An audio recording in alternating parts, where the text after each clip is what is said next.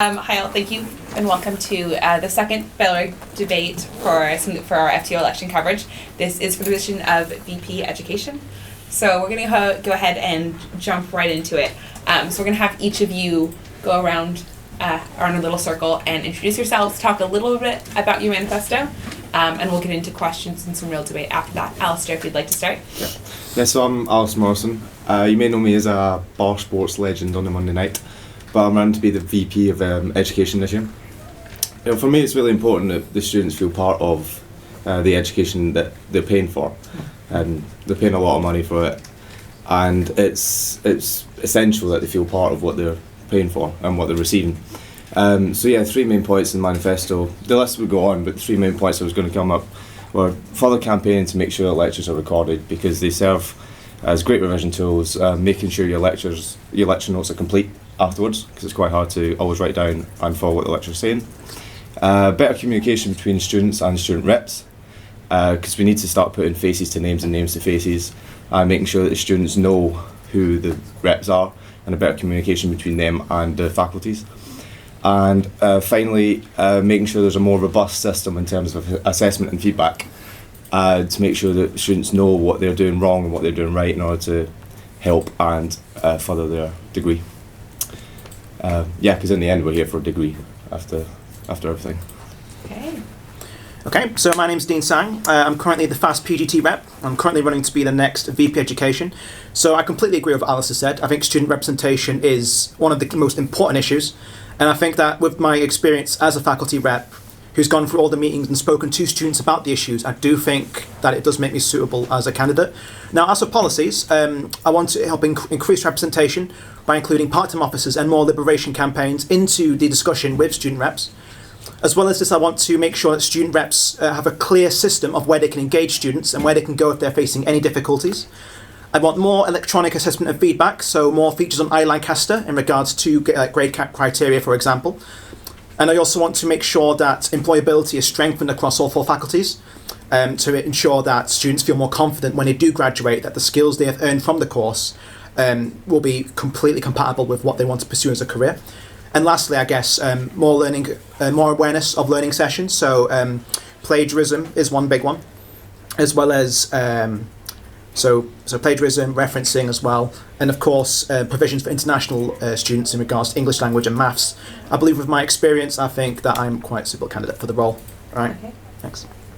Good evening. I'm Morgan Saunders. I'm known as a committed and celebrated academic rep throughout my time as both a FAST rep and a FST rep.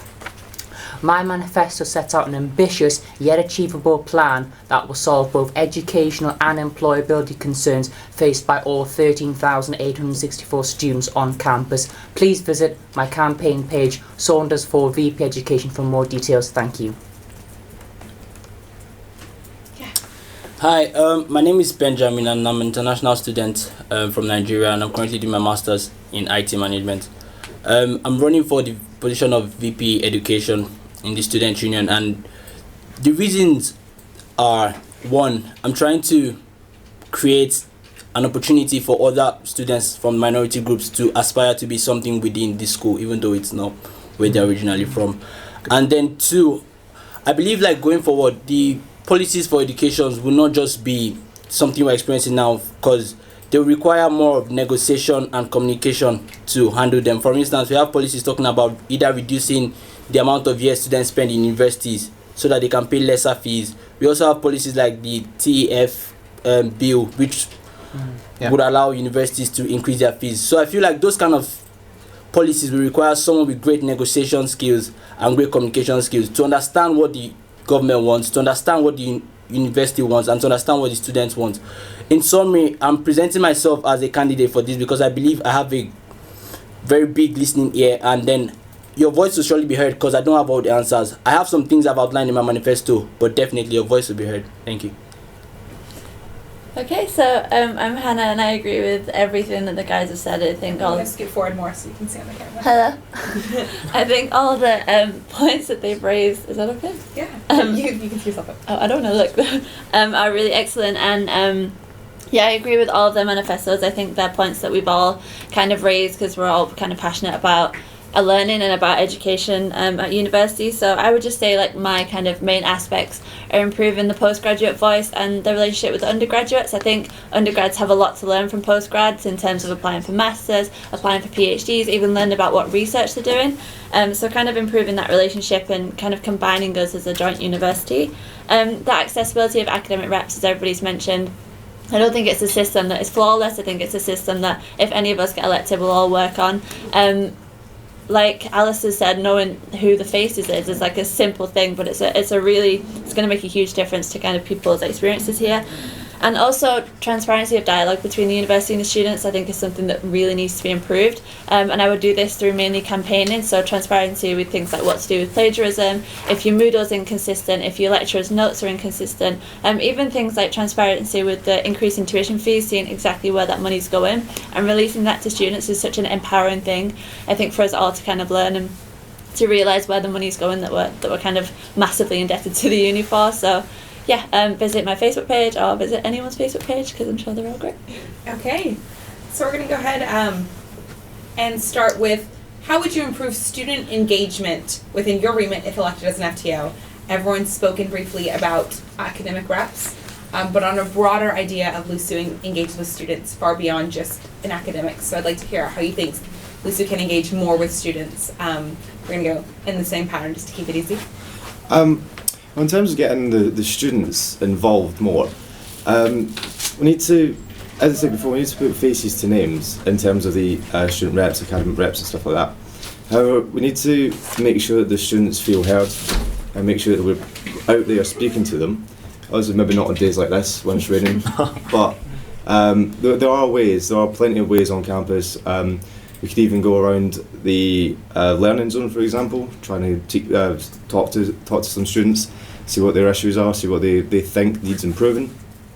And I'm sure if any of us get elected for this, there are plenty of ways we can solve the issues that they have and just work to make sure the students feel part of the education and feel part of Lancaster University.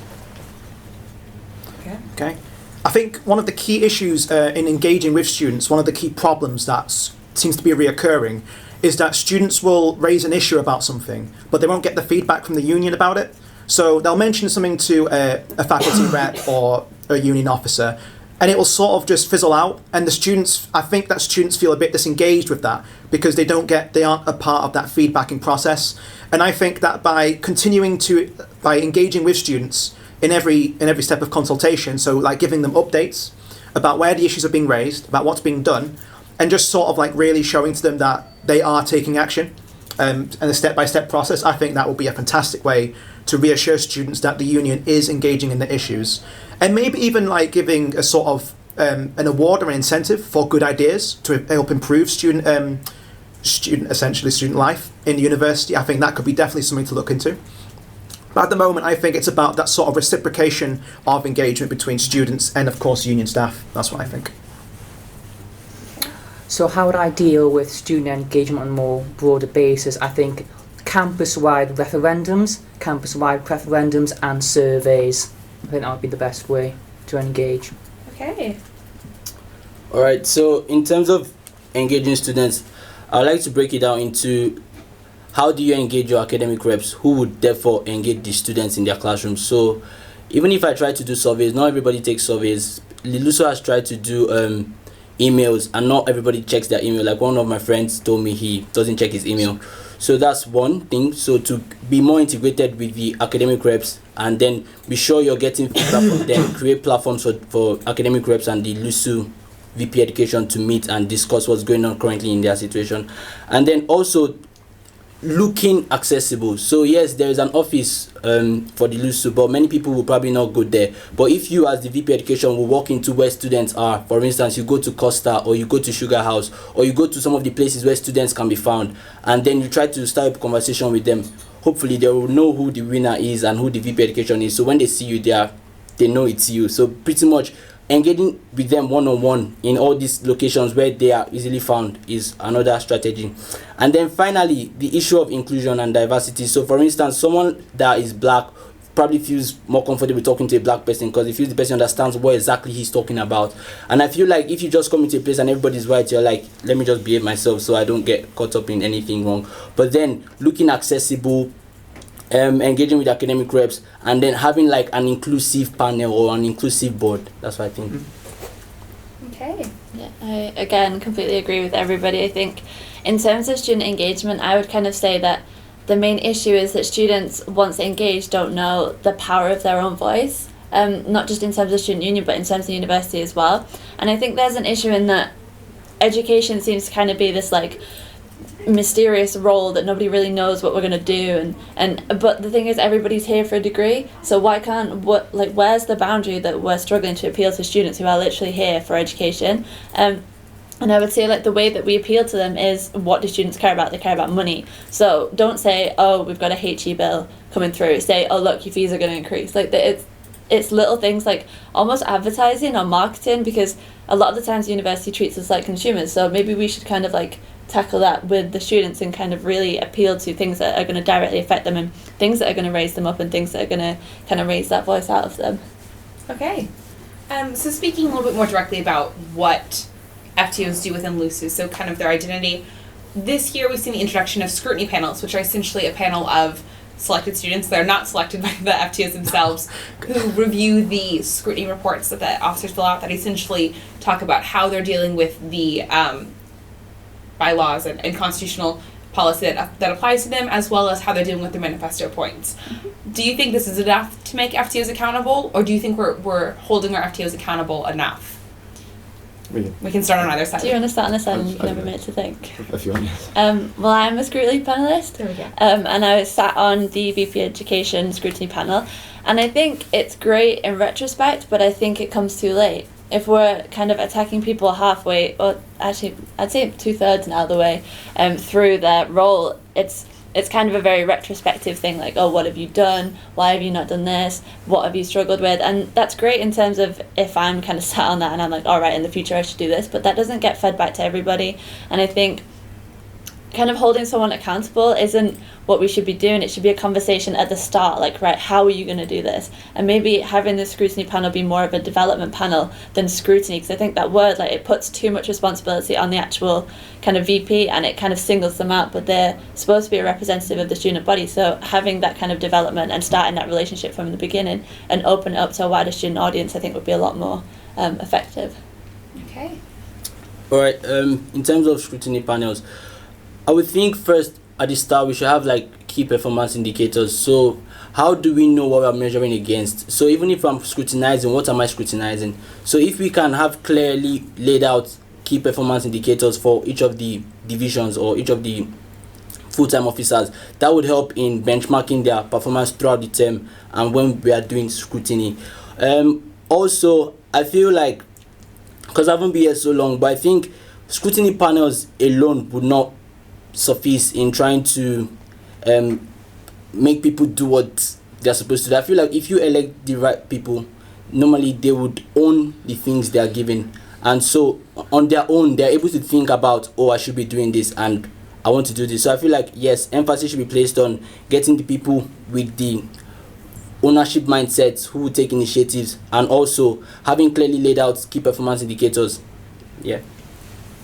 So no system is perfect for actually holding people to account. Personally, there should be more scrutiny panels throughout the year, as you've just said, and also criteria set out. But apart from scrutiny panels, there should be more student engagement, because as far as I know, FTOs at the moment don't really go out and be proactive. Like I remember two FTO teams ago, there used to be a thing called Speak Week, where FTOs would physically go into the square and students could ask them, oh, you're doing this, what are you doing now? And that was great. That seems to have fizzled out. So there should be more Speak Weeks, as well as the more scrutiny panels with, as you say, criteria. So criteria and more visible presence from the FTOs. Okay. I think scrutiny panels are a fantastic idea. They stop FTOs from disappearing into the sort of into smoke when they are elected, sort of going into the back offices of LUSU. I think it's great in measuring. I think it does a good job in measuring how they fill out their policies, how far they're going, and if they are actively like trying to implement the policies that they said they would in their manifesto, which I think is completely key. It helps with transparency as well. By keeping them accountable, students feel that FTOs are basically reachable in communication. I think for improvement, though, I think there needs to be more scrutiny in terms of student engagement, as others have said, in regards to each particular FTO. So just like keeping a little extra section, I think, in measuring how they've engaged with students, and if it's been done successfully, I think that could be something that could continue on next year. Easy. Okay. Just first of all, going off what Hannah said, scrutiny is a big word. It's a very direct and a very kind of negative type of thing. But the idea of them is brilliant. I mean, you can't, as you just said, you can't just let the FTO get elected and then do nothing for the next year. The idea of scrutiny panels, they're very good because you can keep a track of what the VP is doing throughout the year, and making sure that the students know what's happening at these scrutiny panels, what's happening, and especially if they think that the FTO people are doing exactly what they're saying during in their manifestos and stuff like that. Making sure there's more, potentially more scrutiny panels, but more direct engagement. Make sure people know that what is happening at these scrutiny panels, and make sure that's fed back to the students, and making sure that the students know whether or not the FTO is doing their job at the end of the day. Okay, wonderful. On issues that all FTOs face, but specifically for education, I would like to hear your thoughts on the Higher Education and Research Bill, but more specifically how you think LUSU should engage with these. One of the goals of the current FTO team was to not take a stance as much as it was to give students information and allow them to find their own opinions on it. Do you think this was a strategy that worked? Do you think a better strategy is for the union itself to take a stance? And how do you think we should engage with these broad national issues that affect all students? Which side do you guys want to start on? Either, I don't mind. Go for it, Alistair. The Higher Education Bill it will need a lot of negotiations, a lot of making sure that everyone's getting what they want. There are several points on the Higher Education Bill. The ones are the fees going up with the teaching excellence framework and things like that. What we need to make sure we're communicating our goals with the entire body that comes up with this sort of thing. We definitely need to make sure that fundamentally we need to make sure that the students feel part of what they're getting, and we need to make sure that the students know what's going to happen later on after everything's said and done. Going back to what you said earlier on, Hannah, making sure we connect with the students on a basis that they would understand, like your fees are going to go up, things like that. Just making sure that people know what's going to happen, and just more communication, a lot of negotiations with people, and making sure that we are getting the education, and making sure that everyone feels involved in it. Yeah, you pretty much covered my opinion on that. Just to add though, I think that it was good that LUSU did keep a neutral stance in regards to higher education. I think that by presenting both the pros and cons to students and allowing them to help make the decision for themselves, as opposed to saying we are of this viewpoint and then having like a certain subgroup of students who are against that feel somewhat silenced in that, I think that's very counterproductive. And I think that in future with other educational reforms or any other bills that are passed, I think adopting a neutral stance, unless of course students are overwhelmingly in support of one way or the other, I think that would be the way forward. Okay. Well, first of all, FTOs are only 6 individuals and they will only have a certain viewpoint, whereas students, much more diversity, come from much more different backgrounds, ethnic, cultural, social, economic, and ultimately students know best. So by LUSU giving it to the students to make a decision, that was the way forward, and hats off to LUSU for doing that. Okay. Yeah, so politically we have like a few sets of people trying to lead like a larger group of people, and it's easy for people to just have their own opinions, and that's why when I try to talk about my campaign, I talk about being open-minded.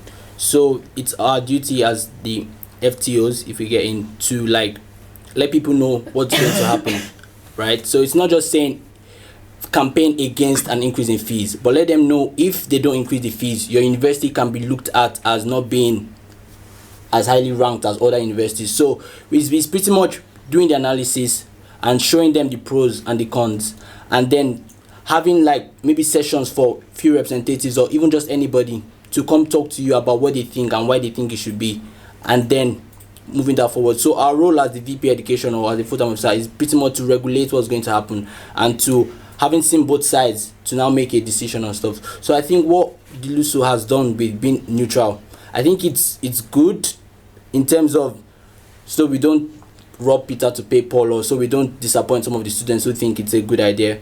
But then yes, having more platforms for people to come talk to you or people to come share their ideas about what they think is going on, having shown them the consequences of each action would be good. Okay. Yeah, I agree, like completely with what Morgan said, especially like hats off to Lucy, because it's hard as especially an FTO, as someone who's like obviously super passionate about the student union, about the university, to kind of be like, all right, this kind of crappy thing is coming our way, and we need to inform students about it, but we need to let them kind of make their own decision about the pros and the cons. And I think that presenting information in a non-biased way is really difficult, especially if you're kind of trying to run a campaign but just about giving information. It's not like you've not got an emotional incentive behind it, which is a hard thing to do. And I know that the campaign for the higher education bill, like, I've seen it around, and I know that other people have seen it around. But I would just say like more of an influx of information would be great, and kind of trying to break down the higher education bill and be like, right, these are the specific points. This is what's going to happen if it comes in. This is what's going to happen if it doesn't come in. And this is how LUSO are going to deal with this, and this is how LUSO are going to deal with that. And I think really giving students that kind of cause and effect, you can make your own opinion based on what's going to happen directly to you, would be like really great. Okay. Going back a little bit to the scrutiny panel question, we've got a question from Jack, who's our current Vice President Activities, that ties in with scrutiny.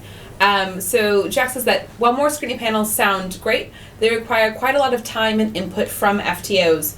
Where do you draw the line between making sure officers are accountable and allowing officers to get things done, and which is more important? One of the things that comes up a lot is full-time officers do an incredible amount of work that students don't see.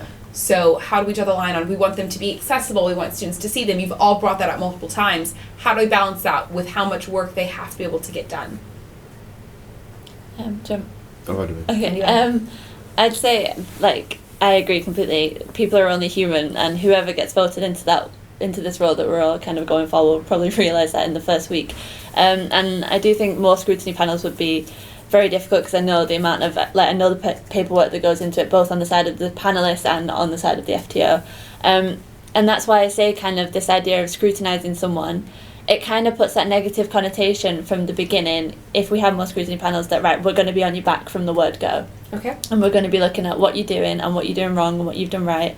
And I think that's why it should be more of like a developmental process. So if the FTO needs to reach out for help, they have this developmental panel that are there to kind of be like, right, well, you've come to us halfway through the issue that you have, and this is how maybe we could work around it, and maybe this manifesto point isn't going to happen, but like it's okay, we'll kind of work together on that. And I think in terms of accessibility of FTOs, like I don't expect anyone to stand in Alex Square and just randomly go up to students and be like, oh, do you know what I did this week? And I think the kind of social media thing that they do now, with what they're doing every week, is really cool, and just kind of like boosting that and spreading that around. And if there are kind of like major topics, maybe getting an FTO's opinion wouldn't necessarily be a negative idea. They don't have to be speaking on behalf of the entire student union. They can be speaking as a kind of person and as a representative in their kind of own individual aspect. Okay. Does anyone want to, you don't all have to answer every question. Does anyone really want to add anything? Yeah, so I guess I don't think that making like adding an extra layers of scrutiny panels is probably the best idea, but I do think that adding maybe like an extra clause or two to add in regards to the topic of student engagement, just adding a little extra things on the table, I think would make students much more confident that FTOs are appropriately engaging and that they are being evaluated appropriately without it being too overblown. So of course that while they will have to fill in like an extra paragraph or two on their scrutiny panel reports, they still have, of course, ample time to get, of course, all the administrative tasks and all the other stuff sort of done. Okay. I was going to say that people have different styles of managing, and some people use micromanaging, which a lot of workers don't like. So if you have multiple scrutiny panel, it makes it difficult for the people to do their work without being like being overpowered without having someone looking down on them. I feel like if there is maybe something about doing reports, I think they probably do reports monthly to show what they've done and where they are. I think that's going to be useful because this time around they're the ones initiating the process. It's not like a scrutiny panel coming down on them. So they're the ones initiating the process of writing a report and things like that. And then I feel like that would actually be a lot better. Yeah. Okay. Yeah, just going off what you said, like an ongoing type of like an ongoing, not scrutiny panel, but an ongoing assessment of how they're doing. Like as you say, monthly reports and stuff like that. Just make sure that, obviously, not go out in the square, going up to someone. That's what I did. Just making sure that people know that the FTOs are doing a lot more work than they can see, because as you said, they do a lot of work behind the scenes, and we all know how hard they work. It's a full-time job. It's every day, and I think it's important to let people know that they are doing the work behind the scenes, even if you can't see them, out and about and engaging with people. But Okay. I'll just my 2 pence. I'd have an app on iLancaster, but I'm also proposing a specific app, contact your rep on iLancaster, and I'd do a similar thing. There'd be an FTO app, you could click on it and you could see week by week what they have done and they have achieved, and it'll take probably 2 minutes for say the FTO to update that profile. Okay. In a number of your manifestos, you mentioned engagement with liberation groups. Yeah. So our liberation groups on campus are women, LGBTQ, BME, international disabilities, and postgrad. Postgrad, mature, sorry. This is my job, I should know. How do you propose doing that? So we have part-time officers for all of those who are incredibly busy individuals who do this without being paid as an additional role on campus. How do you propose engaging with them to run education-based campaigns? That is something that we don't see as much of in liberation groups. So what are specific ideas that you really think you can add to there? Kieran? I'll do it. Yeah, that would go down to better communication. A lot of the issues are resolved just by having a little conversation and making sure people people can see that you're trying to sort stuff out. And in terms of running education-based campaigns, that could be done, as I say, just by having a little chat and just making sure that the FTOs and the part-time officers as well know what the liberation groups want. Making sure that the campaigns that will end up, that we can run are all inclusive, and that at the end, if it's a campaign that the students don't want, then there's no point in having it. So just making sure that a campaign is definitely the right way forward in terms of a better communication between the different types of officers that run these issues, solve these issues. Okay. I think that first of all, engaging with the part-time officers and the liberation groups to sort of discern issues that we can then plan ahead well in advance for the next academic year would be pretty important. I do understand that part-time officers have very busy schedules, so I would probably advocate the same sort of method that the full-time officer of education does, in which he delegates different students of different liberation groups to help attend the appropriate meetings, such as academic execs, faculty forums, and then feeding that back. However, I would like to see, of course, more discussion to see what would be what would be feasible, and the limits, of course, of how sort of busy people can get, and how making sure it's more streamlined, the communication. I would personally go for a more forum-based approach. Yes, I am aware of their busy schedules, but I think if it's a specific issue, I would call for a forum on that specific issue, because people can get bogged down. Say if there was a general meeting called, you could have, we've got this issue with the academic rep, we've got this issue on the higher education and research bill, but there was an issue specifically, I don't know, say on FAS having a research programme to help with internships, then we could have a specific forum on that. So let me quickly talk about international students and postgrad students, because that's a sector I represent here right now. So for a master's student, right now for me, I don't have to be here because I'm just in a 1-year program. Whatever happens after I'm gone, I've escaped. So I feel like communication pretty much. So helping them see that, because I remember one time I was having this conversation with my Indonesian coursemate that we can actually give feedback to our course director that will affect the next set of people. So it's where we communicate these kind of things. So helping the PhD students know that yes, you're done with your PhD, but then the people coming behind you, how do you intend for them to navigate such? And one thing I even tried to do personally was to like start writing about things people behind me could learn from with my course. So yes, for international postgraduate students, communication is key, helping them to see that yes, it might not affect you directly, but then at least it would help someone behind you if you just feedback it.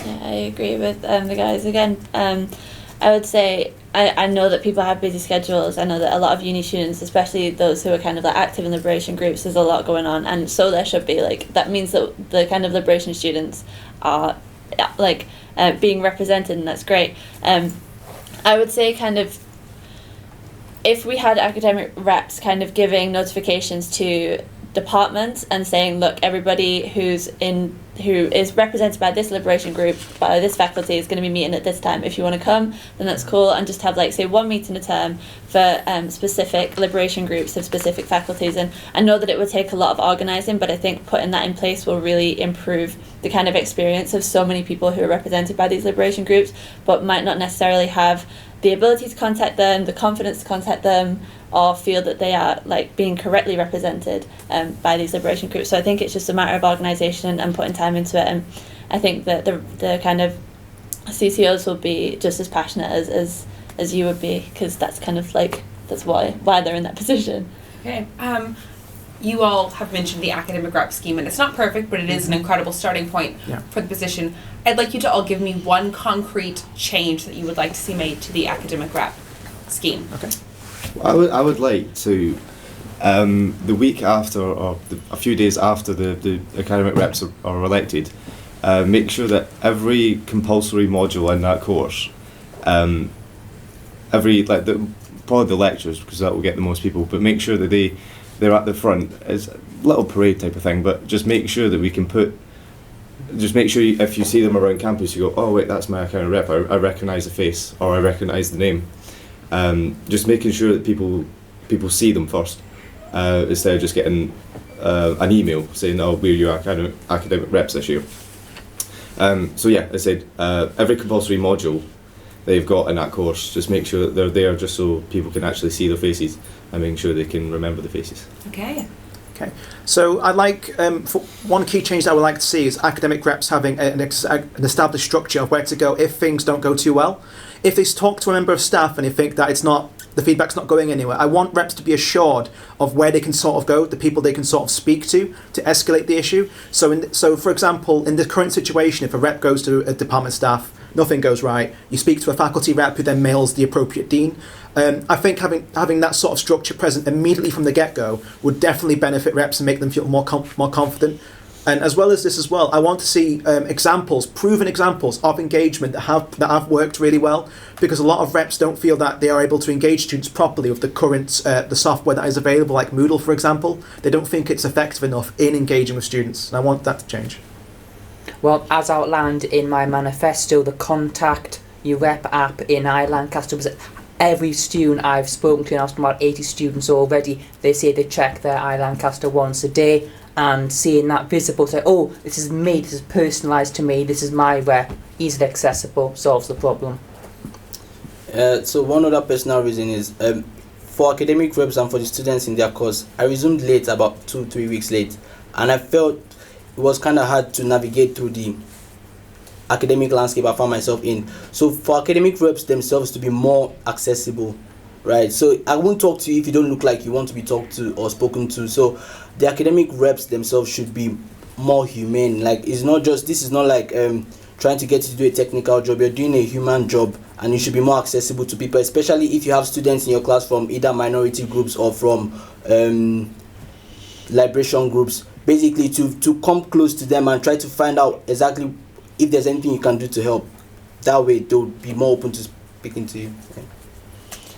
Yeah, I mean, all of these kind of ideas are great, and I especially agree with Alice's of like the kind of parading the rep and really not just in the first week, because people might not be there, international students might not have been able to get there in time, and so they're kind of like lost and fumbling around trying to figure out this person's name, because I don't think you get a face in the email. I think you just get names. You just get the email and the name. Yeah, you just get the names, and that's not as personable. I mean, as Benjamin said, it's a human role, but again, we can't expect academic reps to take too much on. There isn't really an incentive for them.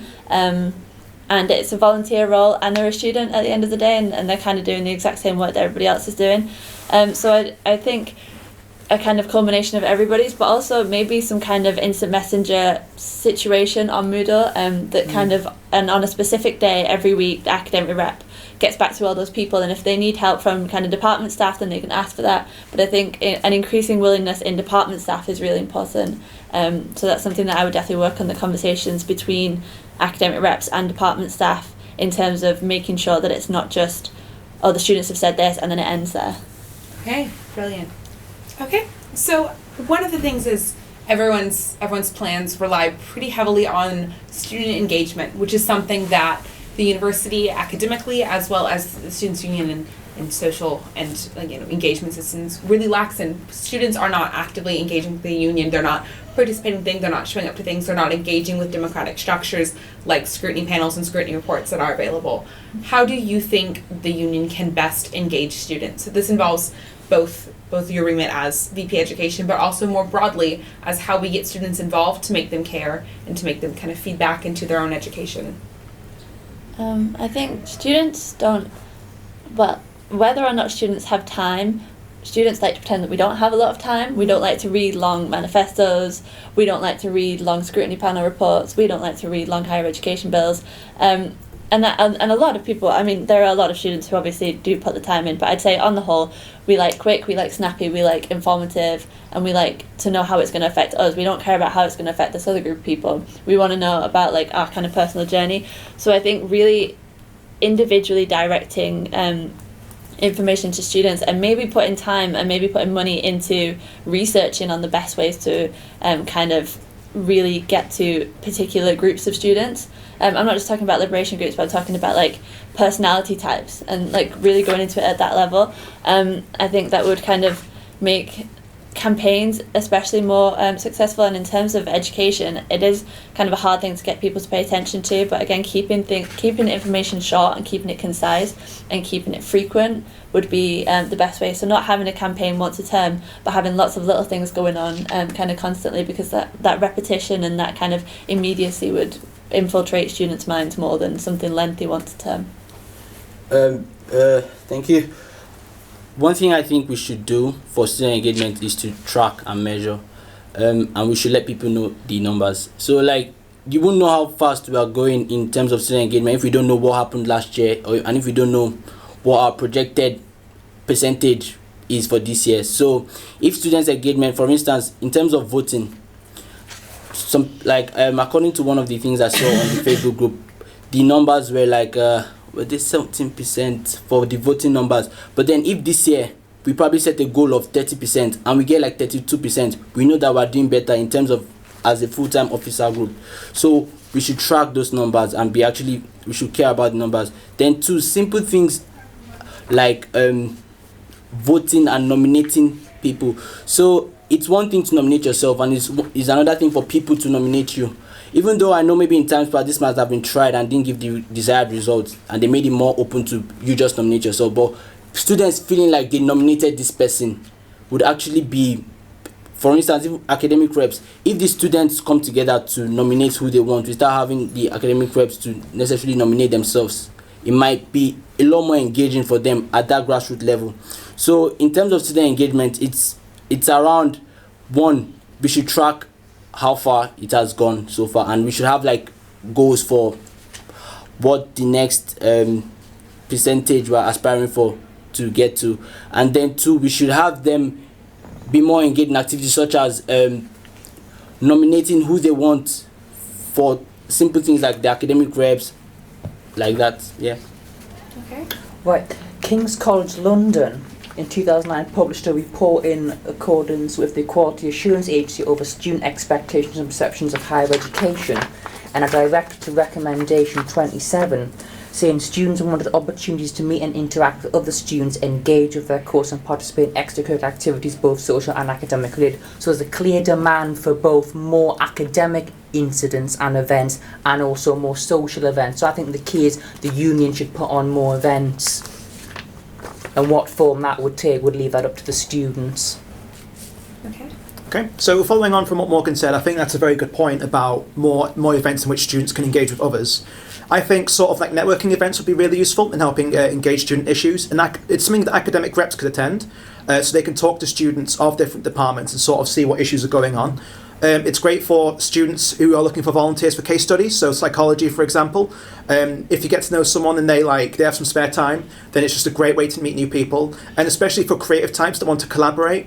So writers and artists to make comics, musicians and other musicians who might turn up to make bands. I think that with student engagement, I think the most important aspect is just to make it fun as well, and I think that's what makes it the best practice. Yeah.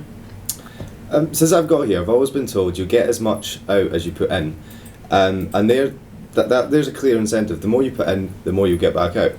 I think the problem with student engagement is there's not really many incentives. Like for example, I know the voting turnout is dreadful, but a lot of people, do they have, what's the incentive? They're just to vote for someone. Ideally, we need to create something that will be better for the students if they get engaged in it. Like networking events, they're a great thing. The management school do that all the time. Networking events with businesses and companies. If you go to that, you get a lot out of it. You just need to create something that will make sure that the students will get something out if they put the effort into it. That's where the tricky part lies, unfortunately, finding what the students want.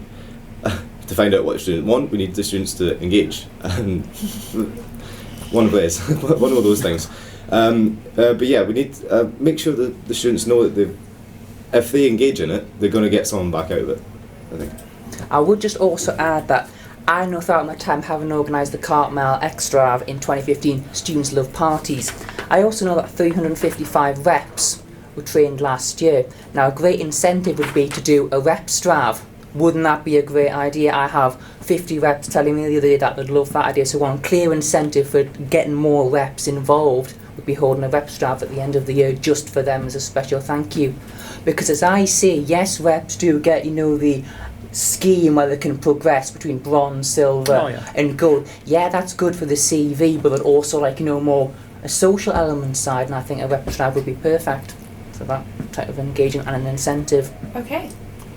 So one of the key policy issues that has come up in the past year in addition to the HE bill has been increases in fees. And that is something that very specifically falls under education. I'd like you to all tell me a solid campaign idea, whether it's campaigner or policy platform, that you think the university should take, the union should take. The union has always been against fee increases, but nobody listens. So as all of your manifestos mentioned, you're not a fan of fee increases, and you think that the students should speak back. How exactly should that be done? I mean, there's currently the kind of freeze the fees going on at the moment, and I think that's such kind of a pivotal idea that whatever you sign up to pay when you start university, that is what you should be paying for your entire time at university. It shouldn't be, every year we're going to add another £250 to your debt, because that's just a ridiculous idea. And as students, we're full-time students, we're not working, so ultimately it's kind of a catch out for students. But I think in terms of running campaigns against them, everybody talks about lobbying the government, lobbying Parliament. I mean, we're this close to royal consent of the kind of the fee increase, and we're this close to it happening. And I think the university needs to educate people on how you're going to be affected when it happens, and the university needs to ask people, right, this is what's going to happen, how can we help you to kind of deal with the increase, to deal with the cuts that's going to happen, the grant cuts and things like that. And asking people and informing people as to, this is going to have a negative effect in our opinion, because obviously fee increase isn't good for anybody. Nobody likes to pay more for things, that's odd. So I think kind of educating people and making sure that everybody knows that the university is going to be there for the students. And in terms of asking where that money is going. I think that's going to be a really important thing when it comes up, is the students deserve to have the receipts for what they're paying for, and seeing, so £250 per student, seeing where that money's going. Okay. On that though, you're saying this, how does it become a union policy? Because the university doesn't listen. Yeah. So how do those kinds of things get implemented? Because those have been asked for in the past. Yeah. Okay, so in terms of conversation between the union and the university, that's what you're asking? Yes, what's your plan here? It's the union has asked multiple times the university, tell students where they're spending money. It's something we all want. Information-based campaigns are what this year's full-time officer team has run. So what are you changing, or what's different in your manifesto? Having a kind of stronger voice, which probably every FTO says when they're kind of running the campaign, but I know I've spoken with the Lucy president, and it is frustrating that the university isn't listening, but saying, right, you're going to treat us like consumers, you're not going to listen to us, we're going to act like consumers, and we're going to ask for the receipts, and if you don't, we're going to get law involved, because at the end of the day, the students are paying for the university. So I think if it gets that far, then it should get that far. Okay. Alright, so for instance, a postgraduate student, if you say inflation is what affects fee increases, also the university has to be made aware that with the current run of things, people don't necessarily have to come to university to have a life. So if we let them clear that if you keep on increasing these fees, it will get to a point where people would actually stop going to the university and just start working straight away from their high school, which is already happening. But then in terms of, I feel like there should be more representation from other groups. So for instance, I paid £17,000, and then the person after me is going to pay £17,500. I wouldn't have known if I didn't check. But because I'm done with my fee payment, anybody coming after me can suck it up. But the point is, if there was someone in with the union that was representing maybe international students or postgraduate students, he would have seen that, okay, for someone who had probably saved to get up to that amount of money, with this fee increase, it would actually demoralize the person from coming to university. So I think we need to be clear, one, as a university, are we trying to encourage more students to come through school, or are we just trying to make profit? If we're trying to just make profit, we can actually reduce costs on some things, maybe by having like time-bound services for things.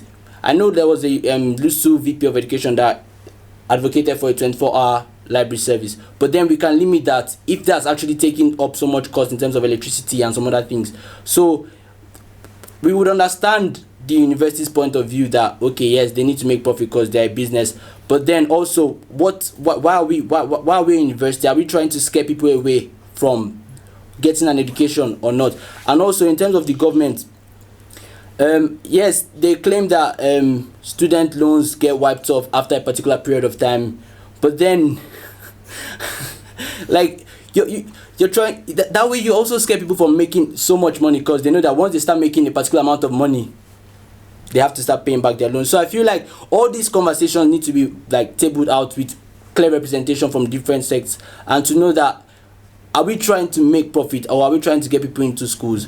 And these are the consequences for both things. Okay, but what does that look like as students' union policy? The students' union has no say on the university's strategy or their plans for fee increases. So what does this look like as student representation and as students' union? So we have to ask the universities, why do you have us if you don't listen to us? So why do you have a student union if you're not going to listen to us?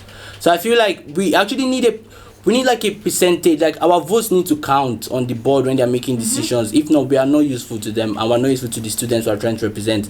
So I feel like they should actually give us like a percentage, like the way they do it on a board. So we are representing students who are stakeholders in this business. So maybe we should have, let's say 30%.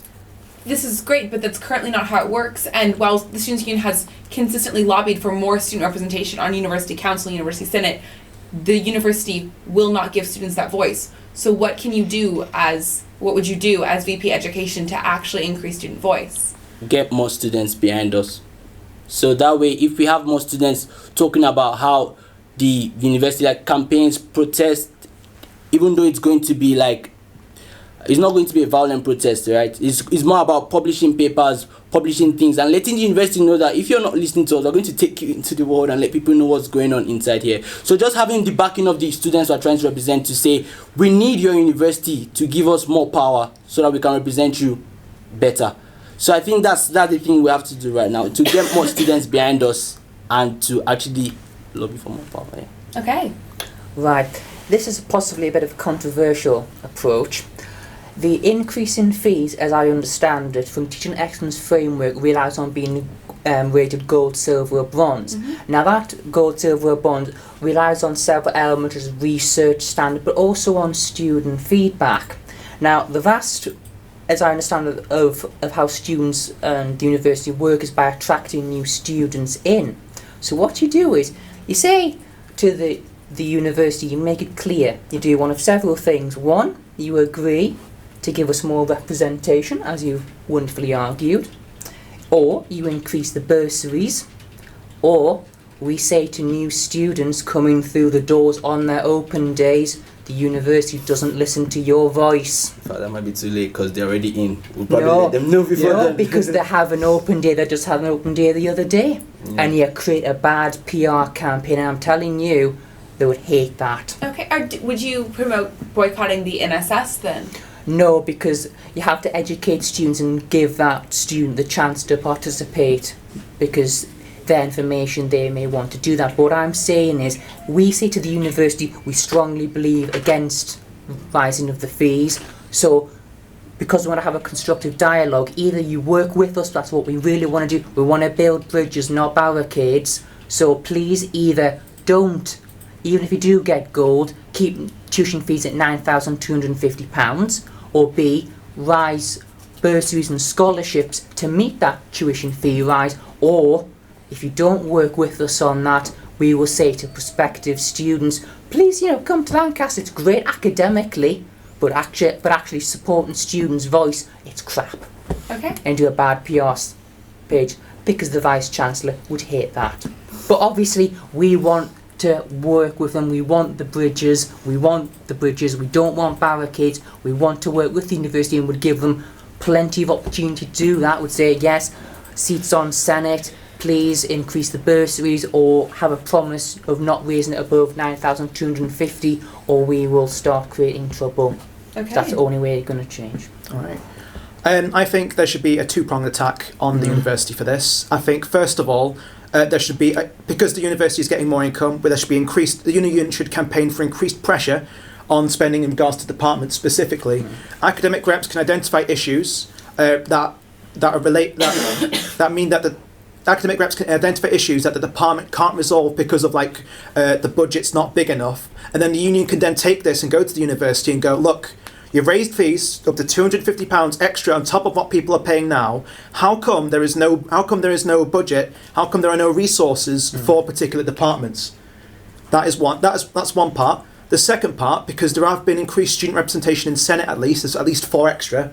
I'm one of them, and I'll be going there next week for one thing, to sort of see the atmosphere, to see how the university are taking this new approach, and to then campaign to go beyond that, say to them, okay, not many universities in the UK have such a strong, not particularly as strong just yet, but have a student voice such as this in Senate. Can you go beyond that to become a true university that is beyond the league of all the others that won't even consider it? By putting this to the university as something that would affect their reputation in a positive light, I think that would be a potentially strong campaigning tool. Okay. Yeah, completely agree with everyone. The fundamental issue with the increase in fees is they're increasing the fees due to the inflation rate, but they're not increasing other things. They're increasing what they receive, they're not increasing what they're giving out. That's the problem with it. We've touched on that point before, increasing bursaries, increasing scholarships, etc. That's a, yeah. Going on to the NSS, for example, the NSS, they collect a lot of data, so a boycott on the NSS isn't the way to do it, because if you boycott it, you'll degrade a university, it will go down to a bronze, and if it gets bronze, it can't raise the fees, but that's not what we want. We've been saying that for the past 10 minutes. We want to build bridges, not barricades, as you correctly put it. Great point. If you don't listen to us, then what's the point of us? What is the point of the student union being here? There has to be a clear, decisive communication strategy between the union and the university, which I'm sure that's already the case. as you said, the university are just not bothering and don't listen, just go and sit in a university house again, like 2 years ago or last year or so. But yeah, building bridges, making sure that at the end of the day, without the students, the university is not here. So the £9,250 that they're getting every year from every student is what's keeping this university going, because the tuition fees have replaced the funding they got from the government before the fees went up again. So just making sure that they know that without the students, this university isn't a university. That is one of the campaigns that I think would be fundamental to making sure that they hear the student voice. Okay. So you've all kind of made it very clear that you would question the university on its decisions and how it gets involved. So you referenced the campaign a couple years ago that involved quite a few protests, and it really changed the dynamics between the union and the university. And then in the past 2 years, we've seen it switch back to the union wanting to have very good working relationships with the university. Very, very briefly, I'd like for you to all explain where you draw the line between being a students' union that is politically active and draws those lines, but also works with the university, considering they provide the majority of funding and support for the students' union. So where do you draw the line? Sorry, go again with the question, please. Okay, so there is a very delicate line between representing students, being as politically active as you've all said, when it comes to things like fees, and working closely with the university, getting along quite well, and building those kinds of bridges. Where do you draw the line as in when you start pushing back against the university? When students tell us to. Because ultimately, we are a union and students are for us. So, Okay. when they tell us Yeah, to. exactly what he said. As I said, the student without the students, this university is nothing. So we need to make sure that the students have got their say in what goes on. As you say, there's a fine line between politically active and too politically active. Just making sure that instead of, as we're building a bridge in communication with the university, we don't burn it from the start. We can kind of go across all the time, and just making sure that in the future, what we've built on in the past, and what we've been talking about in the past, will always be there, and we can have a continuous effect, and making sure that we can't that no one can renege on what has been said. Okay, so you want students to tell you when, how? How do students don't like fee increases? We do know that. Yeah. So how do students provide this specific mandate for pushing back? Benjamin, go ahead. So like, I don't want us to see as just from one point of view of we don't want fee increases. It's why are we increasing the fees? So let's make it clear that if we help the university, it's going to help us in return, because if they go up in the league tables, it's going to improve the university ranking on our CVs and all those kind of things. So yes, we have something to gain by working closely with them, and also we have a lot to lose if we don't work closely with the students that make up the university. Like they rightly said, that the students are the ones that make up the university. So I feel it's more about trying to balance both of them, trying to balance helping the university become more reputable and making sure that the students are not the grass suffering the fight with elephants, if you get what I'm trying to say. So it's just a balance pretty much. That's what I think about. It's more about negotiating. If you want to make money, yes, we can help you make money. We can turn off the lights. We can do things. Like we would approach them as human beings that understand what they're also going through, because I know there's a lot of pressure on them as a university from government, from other competing universities, but then they should not just sideline us. We need to be sure about our percentage on the decision board. Yeah. Okay. So for the last couple of minutes, you have a chance to ask each other questions. So if you've probably read each other's manifestos, do you have any questions for each other? I would like to know what other candidates' views are in helping dyslexic students, because so far no other candidate is going to help them. I'm offering to get clear read software. I'm helping to get dyslexia font. No one else seems to be sticking up for dyslexic students who have currently been sidelined. for the past 5 years? I don't think that's very politically correct for you to say that, because just because we haven't mentioned it doesn't mean that we're not standing up for them. No. We haven't mentioned it, yeah, granted it wasn't in the manifesto. As Hannah said before, no one likes reading a long text.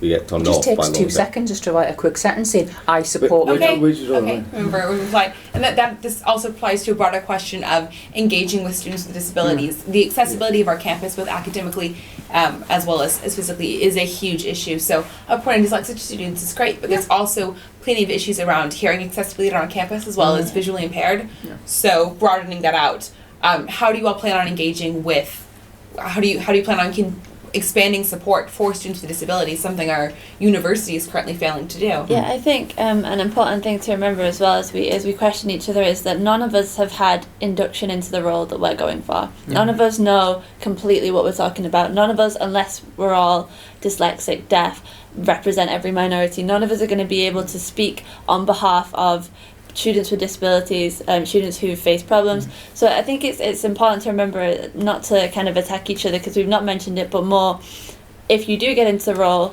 make sure that you're paying attention to everybody's voice. And I think it's a more positive way to kind of look at things. And it's very easy to kind of like poke holes in people's manifestos, but manifestos are great in terms of that they're what we're passionate about. But I think things like the scrutiny panel exist to kind of, in the future, pull us up on things and to kind of educate us on things that we're not as educated about. And I think all of us can kind of put our hands up and say there's a lot of issues going on in this university that I do not understand, will probably never understand, but I'm willing to contact the people and to represent the people who do understand those things. Wonderfully put. Yeah, I completely agree with Hannah that it's like it is a steep learning curve being an FTO, and I think that one thing that is important is being aware that we still, of course, all still have stuff that we can improve on, and as long as we have that growth mindset and being able to wanting to reach out to all students and engage, I think that's the strongest case we can make. And I think from there on it will be about engage. From on there it will be about sort of you get the gist. Yes. I think one thing we like to ask is why are we running for this role? And now that we've agreed that we are not, we can't correctly represent minorities or people with disabilities if we are not them because we don't feel what they feel. I would like to think in terms of the broader LUSU and the broader decision team. So I can imagine if there is nobody from an international community, nobody from maybe a postgraduate community, or nobody from a minority community on that team. So like how do we correctly pass across what those people are feeling? And that's why, like, for me in this role, I would rather if someone like maybe a female wins it, or someone from a different, that is not from a home based community wins it. Why? Because of the broader LUSU board, right? So that's how I'm thinking about it. Okay. So we just need, like, we would try. I can't probably correctly speak for maybe people with handicaps and stuff like that. Students with disabilities. Yes, I can't speak for them correctly, but I'm saying at least for some of the groups I've already identified. For instance, international students or postgraduate students, yes. For women and stuff, in terms of getting to positions of high leadership, yes. So those kind of things, I just want us to think about our roles in terms of how it affects the general board and decision making, pretty much. Yeah. Okay. Do we have any other questions for each other? Just no. This is not. It's like a wider point of view, if I can. There was a review, the big democratic review, yes, which had a big shake-up of the CCO positions, which were now gone, and now the part-time officer roles. I think it would be good if whoever does get elected into whatever role, it's like the president's development, education, to actually sit down and review the actual nature of the FTO positions and talk to the liberation groups, talk to the academic reps and say, have we actually got the right, positions? There will be an officer review of the FTO officers going on in the next year. It is scheduled for the next year. Yeah. That one of you would be an officer. Yes. Brilliant. Yeah. Okay. Yeah. Any other questions? No. Okay. Thank you all so much for coming in. It was wonderful. Do you have one final thing?